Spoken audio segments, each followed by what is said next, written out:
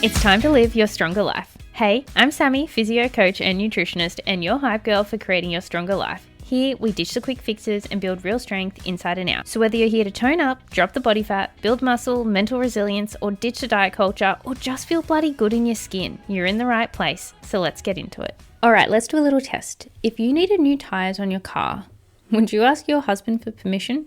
Probably not, right? You just get it done because it needs to happen. So you make it happen.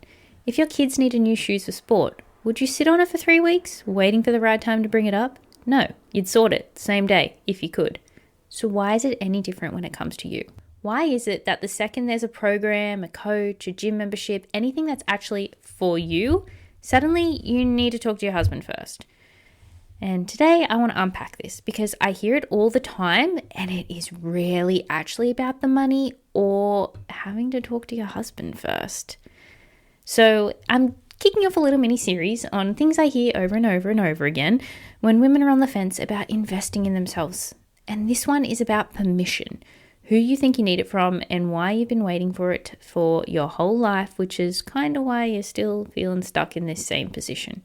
So where does asking for permission even come from? And here's what I've noticed after years of coaching women through this exact moment. I need to check with my husband almost never means I don't have access to the money. It usually means one of a few things. It means I don't feel like I deserve to spend this on me. It means I'm scared of being seen as selfish. Or it could mean if someone else says no, I don't have to face my own fear of starting. That last one is sneaky, but it's usually the most common one. Because asking for permission can actually be a way of avoiding the decision altogether. If he says no, well, that's convenient, isn't it? You don't have to try. You don't have to risk failing. You don't have to sit with the discomfort of choosing yourself and making changes. You want it, but you don't really want it enough to make change. And this is where most ladies mess it up. They think this is a money conversation, but it is not. It is a worthiness conversation, and it's just wearing money costume. How do I know that? Because you will always make it work and find a way when it really when the times are needed, right? Like even a dog going to the vet, if your dog needed something at the vet and it was very expensive, you would do it, like no issues. Your child was at the doctor's, they needed an expensive test, you would do it, no issues. Why is your health any different? It's not. It's just that you're constantly putting yourself last. You don't think that you're worthy of the same level of investment that your family, your kids, your dog, even your husband gets. I've heard so many times a husband can have a coach, a husband can be on a fitness journey, but the wife isn't allowed. They should just be able to do it on their own. But they've been struggling for 10 years on their own. But suddenly they've spoken to a coach who's given them a little bit of motivation that suddenly that this time's going to be different. No, dude, me talking to your husband right now, it's not going to be different. If your wife tells you she's been struggling for 10 years, you need to shut the fuck up and let her have permission to actually get the real help so she can be the happiest, most present, healthiest wife for you possible. And then another side of that is sometimes the husband just doesn't want you to change. He's scared that your changing is going to change the way he has to eat or he has to live. And it doesn't. I mean, if he doesn't want to go on this health and fitness journey for you, like with you, that's sad that he doesn't want to live a healthier life, I think. But also, he can do what he wants then. He doesn't like what you're cooking for dinner? Cool, you're an adult. Cook your own dinner then. Like, I'm here cooking you a beautiful dinner and you don't like it? That sucks for you. Cook it yourself. That's what I would say, honestly. Like, there does come a time where, yeah, you're a team. Like, husband and wife, you're a team. But also, you're still an individual and you have to respect each other. And sometimes I find when the husbands do say no to the wife, it's a level of disrespect, in my opinion. I'm sorry if I'm really going off topic of what I actually wanted to talk about, which is the women giving themselves permission. But I do often get the times where the husbands are genuinely saying no and they just won't support their wife. And I'm like, I don't understand why. You are your own person. And if you want to go on this beautiful health and fitness journey and look after your long-term health and your husband says no, that makes absolutely no sense at all. It's like, what if you were like, I really want to quit smoking? Is he going to be like, no, keep smoking. It's good for you. You should keep doing it. No, of course he's going to support you like to quit smoking, right? So why is this any different? Like, I just cannot fathom it. It does not make any sense to me. And like in my own circumstances, if John ever said to me, no, you can't do this, and it was genuinely something that was beneficial for my health or my life or anything like that, I'd be like, okay, cool, I'm doing it anyways. Like, And we're a partner. We've been together for, nearly 7 years now, and we're due to get married, and like he's going to be the person I want to be with for the rest of my life. But I will never say no to him if it's something that's only going to serve him and benefit him, and he will never say no to me if it's something that I want to do that will benefit me, because we respect each other's decisions. And even if I'm going to make a decision that may be a little bit silly bugger, he may be like, okay, I don't think you should do that. I really don't think it's a good idea, and I value his opinion and I will listen to it and take it on board. But dude, getting a coach to look after your health and fitness is not one of those decisions. That's not like you going, oh, should I take this drug or not? Or, oh, should I start smoking or not? Like fair. If he said no, I'd listen to him and say no. But you're talking about something that's only going to benefit every other person in your life. That I just cannot fathom. And so that is one aspect of it, is like, you don't need to ask for permission from your husband. And if he doesn't respect you and support you, then maybe you need a new husband. Like, it's a bit of a red flag in my opinion. And I apologize ahead of time or behind time if that offends you a little bit, but truly my opinion. And I'm saying this from a place of respect and care for you as the woman who should not lose herself to being a mum, should not lose herself to being an employee, who should not lose herself to being a wife. You are you, and then you have all these other amazing traits that come with you, but you are you, and too many women lose themselves along the way. Okay, let's swing back to what I actually wanted to talk about, which was still that, but that was a little bit of a digression. So let's zoom out for a second. Think about every other bill, subscription or expense in the house, right? That just happens. Nobody has a family meeting about the streaming service. Nobody needs a joint sign off on a new pair of pants for work. But the second, like, it's a gym membership or a coaching program or something that's just for you, it becomes this huge negotiation. And I see this constantly. Like, women will spend money on everyone else in their house without blinking and treat their own well-being like it needs to be a unanimous vote. And I want you to be honest with yourself for a moment. Like, is it actually about the affordability, or is it about believing you're allowed to come first, even just once? And is it about whether, like, do you actually need to ask for permission, or are you just trying to find an easy way out? Or have you lost yourself along the way that you actually need someone to tell you that it's okay to put yourself first? And putting yourself last is a habit. It's the part I really want you to hear. So many women put themselves last. Like I said, they lose themselves to being a mum. You've had years of putting your kids first. You need to. These are tiny humans. They can't stay alive without you. Like, it's understandable. I'm not blaming you. I'm saying, like, this is understandable. But I also want to wake you up and be like, yes, you are a mum keeping these amazing tiny humans alive. Like, you are amazing for doing that. But you are still you. You are still a human being. But it's just the pattern you've practiced the longest, is that you're putting yourself last. You're putting your partner first. You're putting the house, the job, the family calendar.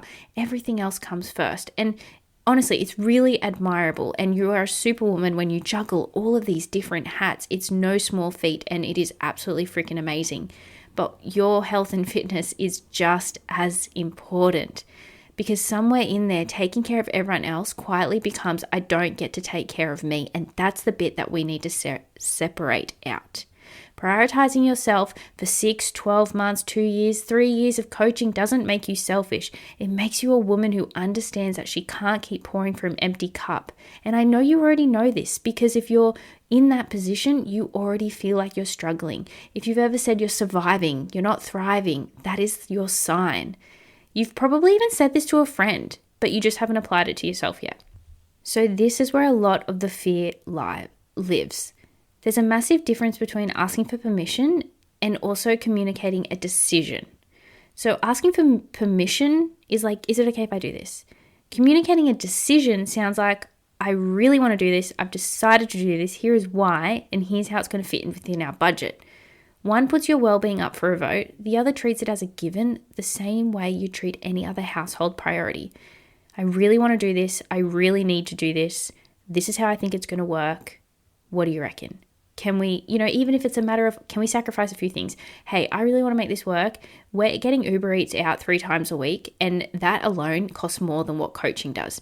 So let's swap to making some meals at home. And during this journey, I'm going to learn how to meal prep. So we're not going to have to get Uber Eats as much. That money straight away is going to go towards the coaching.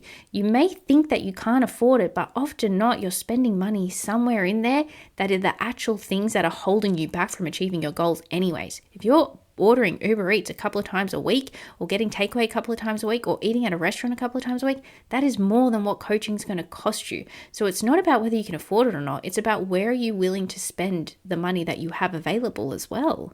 And don't get me wrong, like if you want to talk it through with someone and have that voice of reason and be like, hey, I really want to do this. This is what it all sounds like. Look, we can make it work. Do you reckon it sounds like a good idea?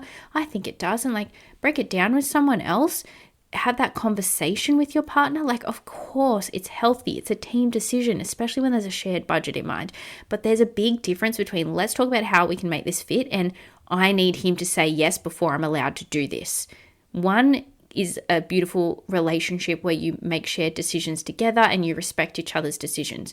The other is asking for permission. And that to me is just not okay. One is a partnership and the other is permission seeking. And only one of those is actually going to get you moving. And then on the flip side, if I do get a partner who's like, hells yeah, you go girl. We're going to make sure you do this. Is what I want you to do. And how can I help you? I'm like, hells yeah, that is a man. That is what we want.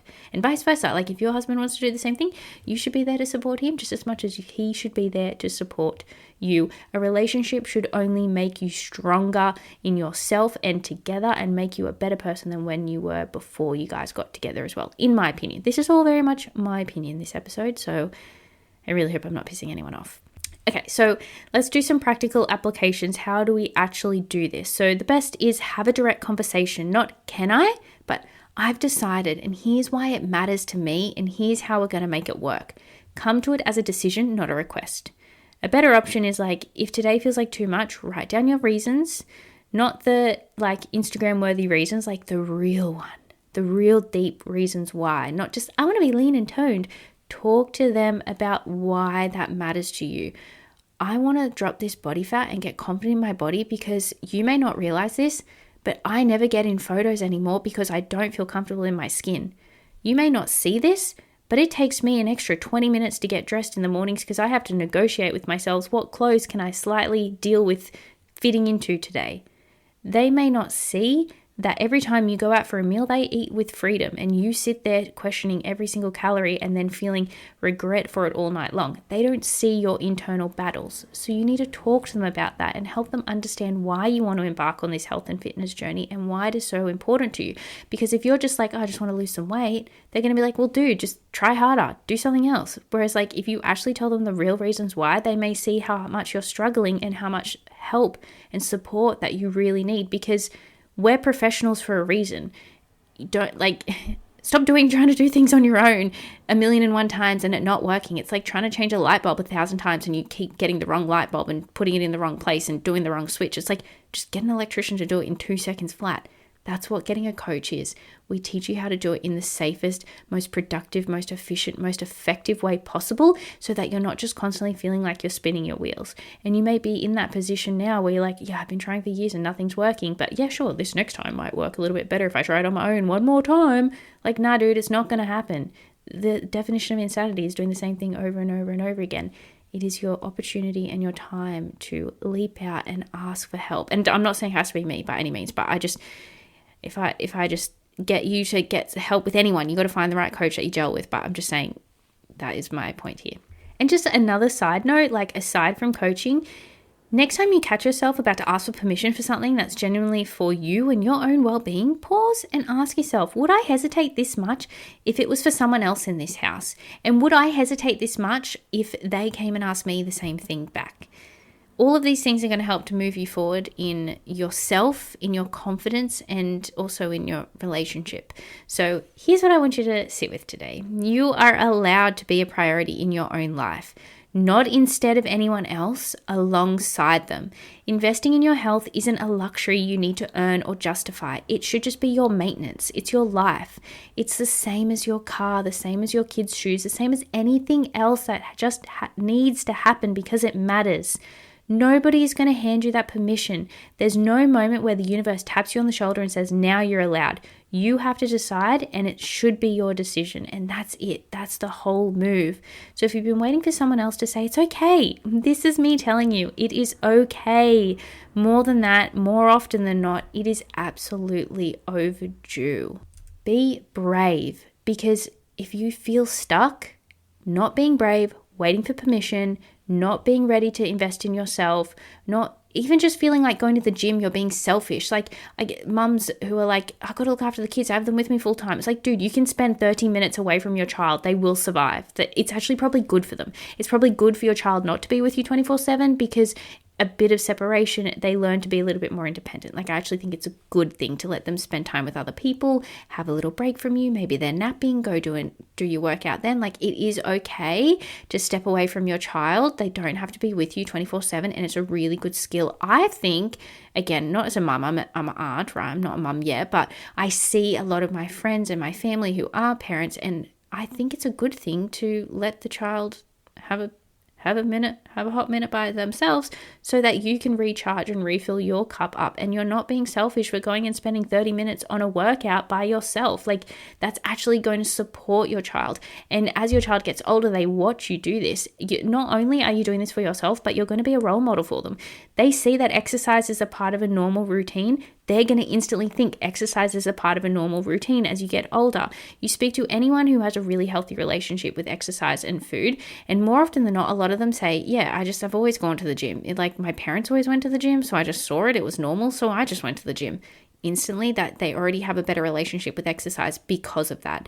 On the flip side, I know that if you're like constantly focusing on dieting, you're constantly focusing on, I've got to lose weight, I'm pinching my skin, I'm looking myself in the mirror, oh, mummy can't have that, she's on a diet. You're going to ingrain that into your children as well. And they're going to think that's what's normal. If you constantly reward yourself with food and you reward them with food, then that's how they're going to have that unhealthy relationship with food, that they use food as an emotional tool. Everything you do and say, they see. Monkey see, monkey do. So when you go on this health and fitness journey, it's almost selfish. Sorry, let me reframe.